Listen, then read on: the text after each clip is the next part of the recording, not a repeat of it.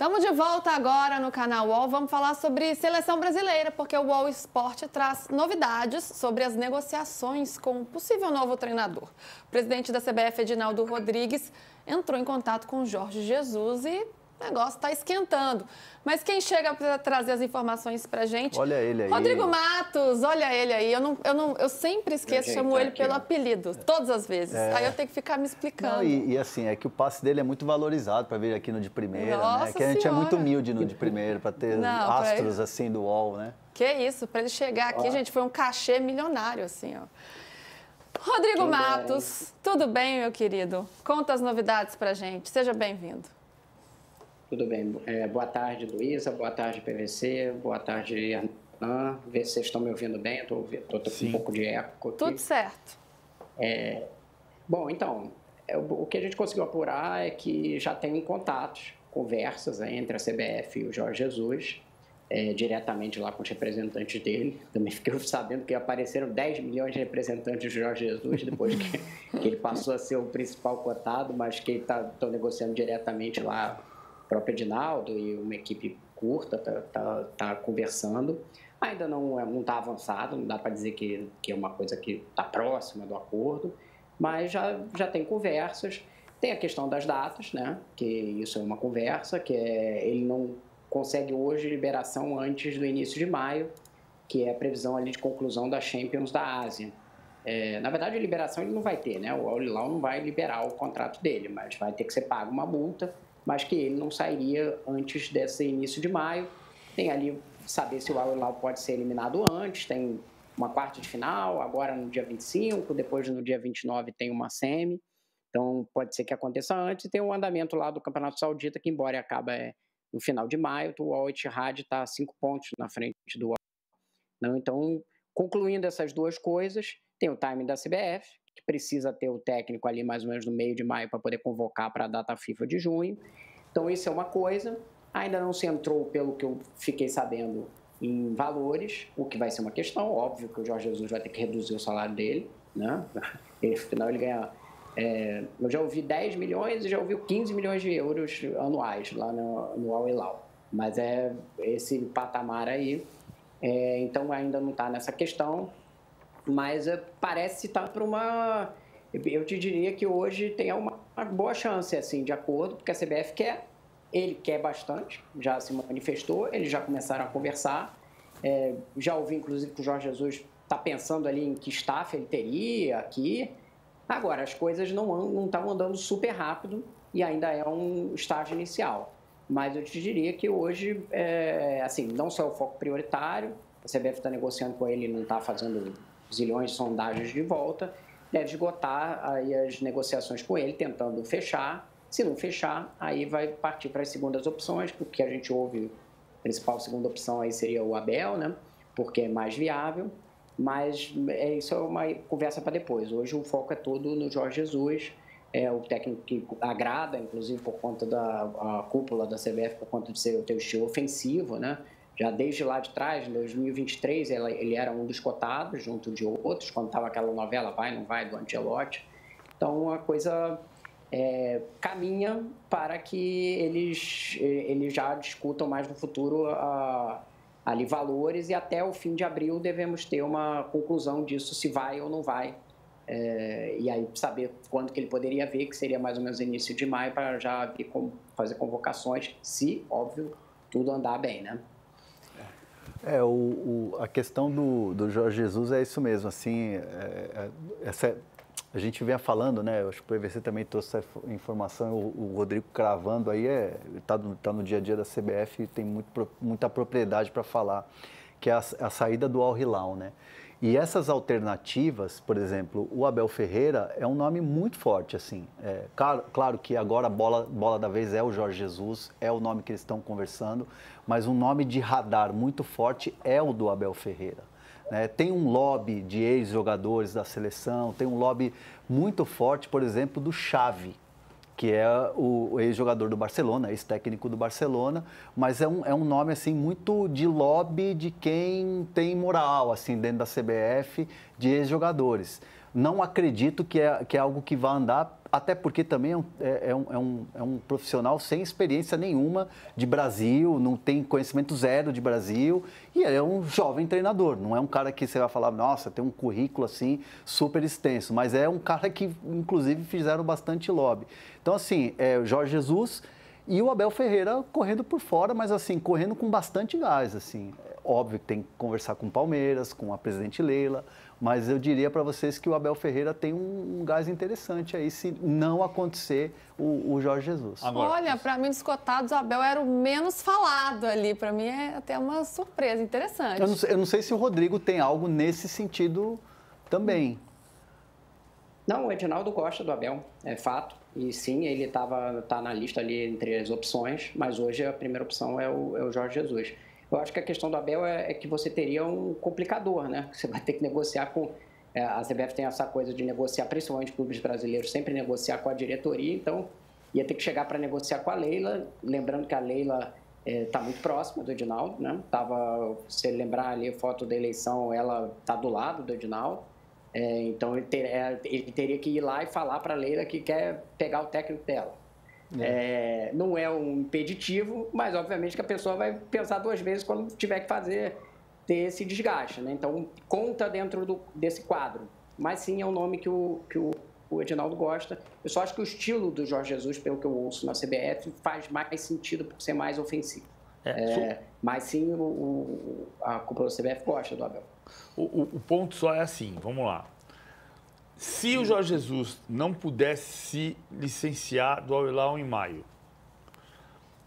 eu acho muito difícil a Leila liberar o Abel antes do Mundial. E acho difícil ele querer também sair antes do Mundial. O Abel pode até querer, mas assim, a Leila tem um compromisso com a torcida do Palmeiras e dizer para a torcida do Palmeiras, olha, nós vamos para o Mundial, nós trabalhamos esse tempo inteiro com o Abel para ir para o Mundial, agora nós estamos fora do Mundial. Ou você dizer, nós vamos liberar o Abel para a seleção para a data FIFA, dia 4 e dia 9 de junho, depois ele se junta no Mundial. Também tem um mal-estar, porque já teve um mal-estar dele voltar mais tarde das férias. E será que a CBF esperaria o Super Mundial? Então, é aí que eu vou chegar, perguntar para o Rodrigo. Porque, assim, vamos partir das premissas. O Jorge Jesus quer. O Jorge Jesus quer muito. Uhum. A pergunta é se ele consegue sair do contrato como se imagina que saia no início de maio. E aí ele vem para a CBF resolver o problema.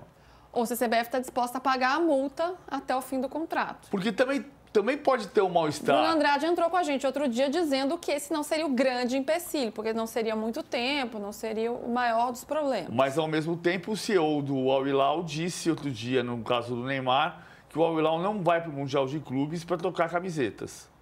Foi a frase que ele usou. Ou seja, eu não estou dizendo que haverá mal-estar. Eu estou perguntando se pode haver.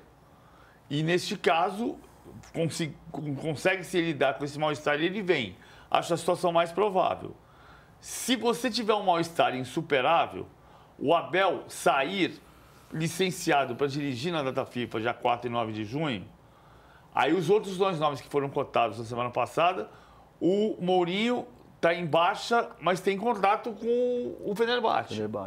E o Ancelotti cotou-se que estava arriscado de cair, pode acontecer, mas ele disse na entrevista coletiva ontem, mais uma vez, que ele acha que se alguém está cansado, não é o Florentino Pérez que está cansado dele. Neste caso todo, estou traçando um cenário trágico, Rodrigo. Pode ser Ramon em junho? Então, não é a ideia. E a gente já ouviu da outra vez que a CBF esperou, né? Ficou aquela novela Ancelotti durante bastante tempo. O que eu vi que não querem que repita isso. Querem um técnico para agora, declarado casamento público. Foi uma expressão que usaram para mim. E a história do Jorge Jesus, você falou, de fato, a informação que eu tenho é que o Al-Hilal não vai liberar. Os sauditas são difíceis. Só que ele não precisa liberar. Se o Jorge Jesus quiser vir, pagar relação rescindir o contrato. Acontecer com ele. Opa! Pode acontecer com ele, pode acontecer com ele. Jorge Jesus começou a falar aqui com a gente, ele está querendo entrar com a gente aqui. Mas Entrou, parecia que ele ia dizer, não, tô indo, não tô assistindo, sei lá, pareceu que ele ia dar uma resposta aqui para nossa pergunta, né, quando entrou a sonora. Mas a CBF já trabalha com a possibilidade de pagar a multa, e a multa, como o contrato acaba no fim de junho, ela é mais baixa porque ela vai caindo de acordo com o contrato. Eu não tenho aqui o valor preciso, já ouvi 15 milhões de reais, mas a CBF trabalha com essa questão da multa. Eu acho que me parece que uma questão mais, digamos assim, que vai demandar mais negociação talvez do que a multa seja o salário dele, né? Que hoje é muito alto, né? E ele vai ter que se adaptar à realidade brasileira, que no caso da seleção é um salário bom, mas não está longe de ser esse salário do Al Hilal, né? Mas a multa, quando eu estou falando desse cenário de liberação, é provavelmente o pagamento de multa, a não ser que o Jorge Jesus, sei lá, tem um papo muito doce lá com os árabes, com os sauditas e consiga convencê-los, mas não me parece um cenário mais provável, não. Acho que os sauditas vão fazer jogo duro e ele vai ter que pagar a multa para sair. Tem uma questão interessante também, que vem muito do entorno do Jorge Jesus sobre o Neymar. Imagina, o Neymar, o Jorge Jesus adora o Neymar, eles se dão muito bem, trabalharam juntos aqui. O entorno JJ, assim, vende uma narrativa que os dois são melhores amigos, né? E a gente sabe que não é pero no mucho, né? Aí eu não sei se o Rodrigo já escutou alguma coisa de bastidor da CBF em relação a esse possível reencontro aí que pode acontecer fechando o JJ na seleção. Então, o Jorge Jesus começou com essa campanha de melhor amigo do Neymar desde que ele vislumbrou a possibilidade de vir para a seleção, né? Essa que é a realidade. Ele lá em fevereiro saiu de lá com atrito, a informação que eu tenho que inclusive teve um atrito anterior àquela história lá ele não tem condição de jogar e tal, que depois o Neymar rebateu, e que a relação tinha essas arestas ali. Depois, quando ele percebeu que tinha um caminhado que talvez surgisse um cargo da seleção, ele começou a fazer uma campanha de que ele é o melhor amigo ele deu entrevistas, né, falando isso e tal. Então, me parece que é um lobby dele. Dentro da CBF, que eu ouço é que isso não é um impeditivo. Inclusive porque pode demonstrar ali de que, olha, dá um recado de que, a gente está contratando técnico independente de jogadores. Anteriormente, processos ali de escolhas anteriores, os jogadores até já foram ouvidos, não foi o Neymar, né? Na época, eram ali, os jogadores estavam mais próximos, capitães, agora vai me falhar aqui, mas eu acho que o Danilo, o Marquinhos, foram jogadores que, numa época ali, eu acho que na contratação do Diniz, ele não é que decisivo a voz deles, mas que eles foram ouvidos ali como opinião, né? Não me parece que ativo, mas sim tem essa campanha. Eu ainda eu não tenho certeza que o Neymar está convencido desses acenos de paz, desse fumaça da paz aí feita pelo Jorge Jesus, não. Mas, de uma certa forma, se a coisa tiver posta, os dois vão ter que aprender a conviver, né? Se o Neymar for seleção, né? Porque hoje... Então, como diz, eu acho que o colega Neymar é um jogador imaginário, né? Claro. Ele foi convocado e já se contou, né? Não, hoje faz 1 mês e 6 dias que ele não joga.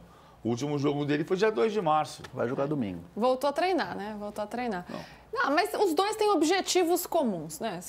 Para caminhar para ser campeão do mundo, eu acho que essas coisas se resolvem. Conversa daqui, os dois querem ser campeões do mundo. Agora, PVC, você acha que essas tratativas agora... Claro, são uma necessidade da seleção brasileira, porque a seleção brasileira precisa de técnico, ponto. Dorival Júnior saiu, alguém precisa ocupar essa vaga. Mas o Edinaldo pode estar agindo neste momento para encobrir um pouco tudo que tem sido falado, a matéria da revista Piauí? Você acha que tem algo nesse sentido ou são coisas que caminham paralelamente? Não vou falar desse momento de hoje. Vamos voltar para o dia 4 de janeiro de 2024. Que dia o Dorival Júnior foi anunciado? 5 de janeiro de 2024? Foi no dia seguinte dele voltar para o cargo da CBF.